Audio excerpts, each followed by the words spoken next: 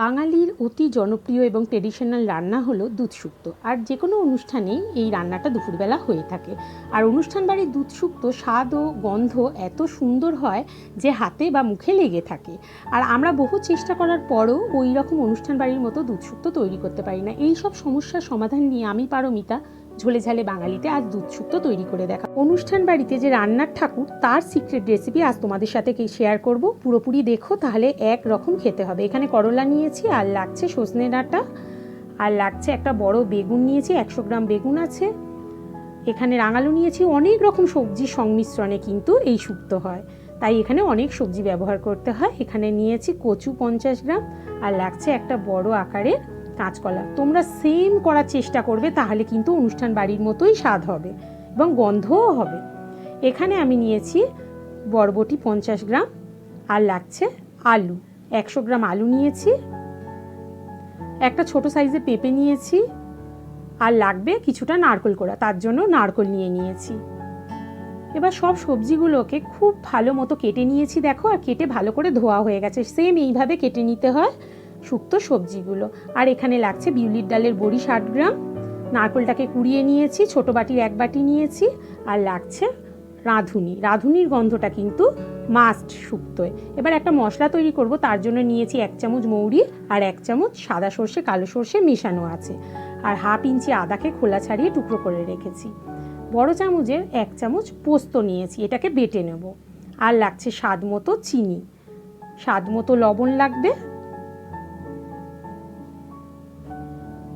1 চামচ, বড় চামচের 1 চামচ 5 ফোড়ন নিয়েছি। আর যেহেতু দুধ শুক্তো তাই দুধ তো লাগবেই, বড় কাপের 1 কাপ দুধ লাগছে। আর লাগছে 1 চামচ ময়দা। এবার আমি ফোড়ন দেবার জন্য 2টো তেজপাতা আর 2টো শুকনো লঙ্কা নিয়েছি, 1 চামচ ঘি লাগছে। এবার আমি শুক্তোর গুঁড়ো মশলাটা তৈরি করে নিচ্ছি। এখানে 1 চামচ 5 ফোড়ন আর 1 চামচ রাঁধুনি নিয়ে খুব ভালো করে এটার পাউডার তৈরি করে নিচ্ছি। তোমরা কিন্তু শিলেও ভালো করে গুঁড়ো করে নিতে পারো বা মিক্সার মেশিনে। এবার মশলাটা তৈরি হয়ে গেছে, আমি একটা বাটিতে ঢেলে নিচ্ছি। দেখো কত সুন্দর মশলাটা পুরো গুঁড়ো হয়ে গেছে, দেখতে পাচ্ছ। এবার আমি বাটা মশলাটা তৈরি করে নেবো। আমি শিলে বেটে নিচ্ছি মৌরি আর সর্ষেটা, তার সাথে আদাটাও। তোমরা চাইলে কিন্তু মিক্সিতেও বেটে নিতে পারো। খুব ভালো করে মিহি করে বেটে নিতে হবে। দেখো বাটা হয়ে গেছে। এখানে সর্ষে আর মৌরি আর আদাটা বেটে নিয়েছিলাম, এবার পোস্তটা আলাদা করে বেটে নিলাম। এবার কড়ায় সর্ষের তেল দিয়ে দিয়েছি, তোমরা চাইলে সাদা তেলও দিতে পারো। তার মধ্যে বড়িগুলো দিয়ে লাল করে ভেজে তুলে নিচ্ছি।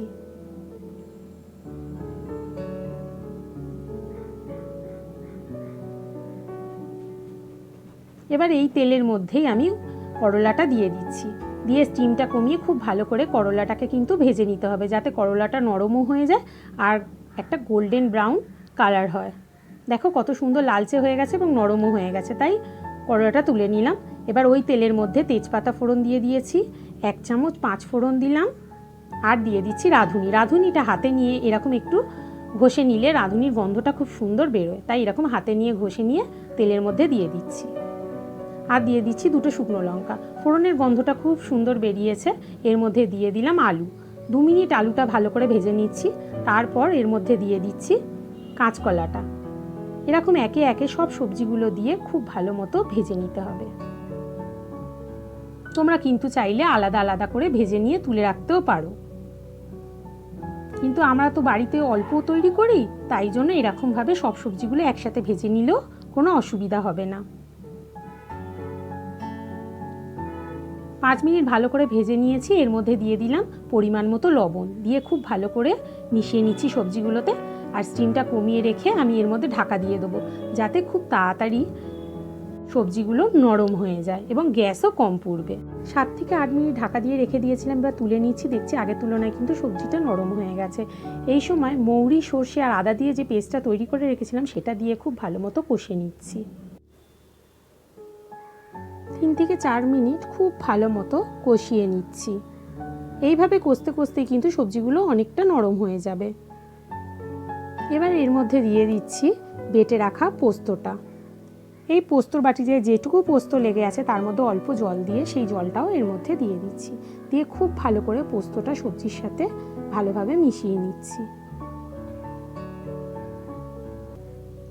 এবার এর মধ্যে নারকেল কোড়াটা দিয়ে দিলাম, দিয়ে খুব ভালো করে ওলট পালট করে সবজির সাথে মিশিয়ে নিচ্ছি। সবজিগুলো কিন্তু এখনই অনেকটা নরম হয়ে এসছে। এবার এতে পরিমাণ মতো জল দিয়ে দিচ্ছি। শুক্তো কিন্তু খুব বেশি পাতলা হয় না, তাই একটু ঘন ঘন করার চেষ্টা করবে, কিন্তু সবজিগুলো নরম হওয়ার জন্য যেটুকু জলের প্রয়োজন সেটুকু দিয়ে এর মধ্যে ঢাকা দিয়ে দিচ্ছি 5 মিনিট। 5 মিনিট হয়ে গেছে, ঢাকাটা তুলে নিয়ে দেখছি আলুটা দেখো কত ভালো করে নরম হয়ে গেছে, অন্যান্য সবজিগুলোও কিন্তু নরম হয়ে গেছে। এর মধ্যে দিয়ে দিচ্ছি এবার ভেজে রাখা বড়িটা, দিয়ে খুব ভালো মতো হালকা হাতে মিশিয়ে নিচ্ছি। এবার দুধের মধ্যে ময়দাটা দিয়ে খুব ভালো করে গুলে নিচ্ছি। খুব ভালো মতো গোলা হয়ে গেছে। এদিকে শুক্তোটাও ভালো করে ফুটছে। এবার এর মধ্যে ময়দার মিশ্রিত দুধটা এর মধ্যে দিয়ে খুব ভালো করে মিশিয়ে নিচ্ছি। এর মধ্যে দিয়ে দিলাম পরিমাণ মতো চিনি, এখানে আমি 2 চামচ চিনি দিয়েছি। শুক্তোটা কিন্তু হয়েই গেছে, শুক্তোটা আগের তুলনায় ঘন হয়ে গেছে। তোমরা ঘন বা পাতলা যেরাম যা খাবে সেভাবে রাখতে পারো, কিন্তু শুক্তো একটু ঘনই ভালো লাগে। এবার দিয়ে দিলাম অবশেষে ভেজে রাখা করলা আর ওপর দিয়ে ঘি। এবার শুক্তোর জন্য যে সিক্রেট মশলাটা তৈরি করে রেখেছিলাম আগেই, রাধুনি আর 5 ফোড়ন দিয়ে যেটা গুঁড়ো করেছিলাম সেটা এর মধ্যে দিয়ে দিলাম। খুব সুন্দর গন্ধ বেরোচ্ছে, মানে দারুণ লাগবে খেতে, একদম অনুষ্ঠান বাড়ির মতো শুক্তো তৈরি হয়ে গেল। তোমরা এবার ঝটপট তৈরি করে ফেলো, খুব সহজে অনুষ্ঠান বাড়ির শুক্তো। আমার ভিডিওগুলো ভালো লাগলে লাইক এবং সাবস্ক্রাইব করো। নমস্কার।